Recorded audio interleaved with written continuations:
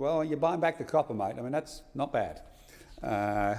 Buying back the copper, that is a classic. The agreement with Telstra does not preclude contestability for other key services that Telstra will deliver under the contract. Seriously, you're renationalising the copper. What a cracker of a policy. The opposition has claimed that other services will not be subject to contestable arrangements. This is simply not true. Existing national relay service contracts are due to expire shortly, and a competitive process will need to be run by Telstra before the 1st of July 2013. The government has also committed to Telstra undertaking a competitive process for the emergency call service within 5 years. So by introducing a more contestable and flexible model for providing the USO, these bills will promote greater efficiency, transparency and competition in the delivery of the telecommunications services Australians rely on while preserving key consumer safeguards. So I do commend these bills to the Senate, but it is important to take into account that the National Broadband Network is being heavily contested, and Senator Williams is going to slide out of the chamber now, sliding away from his commitments to regional and rural Australians, but they will be heartened.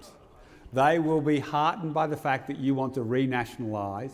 Did he check with you, Senator Fisher? Malcolm Turnbull yesterday announced that he is renationalising the copper. He has said he will instruct the National Broadband Network Company to take over Telstra's copper lines. Renationalising the... That's what he announced. Seriously.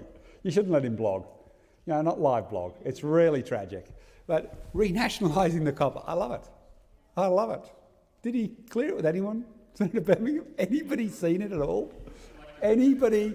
Did anybody at all know what he was doing yesterday? That's billions of dollars. Billions of dollars he's committed to give to Telstra to buy an asset that is dying in the ground, that is literally disintegrating in the ground. And he's going to give them billions of dollars for it. Even when they tried that on us, we wouldn't be in it. But fair income, it's a cracker of a policy. I can't wait to hear more about it. I look forward to seeing how much... We're bypassing them, okay? We're paying for them to come across and we're renting their ducts. We would never have been mugs enough to say, buy that copper. Buying that copper. Goodness me. Did you hear that, Senator Ludlam? I know you're back in the chamber now and I'll wind up in a moment, but did you know that the Liberal National Party announced yesterday they are renationalising the copper network? Yes. I think that needs to go on the record. Senator Scott Ludlam of the Greens just called the Liberal Nationals communists. That has to go on the record. And with that thought in mind, well, you'll be voting for this apparently, Senator. You spent your entire political life, to your credit, fighting communism. You thought you had led the destruction of communism, only to discover that once you got back into bed with those rural socialists, they'd get you. And now we have a policy to renationalise copper. So I'll leave it at that, Senator Ludlam, and look forward to the Chamber's support for these bills.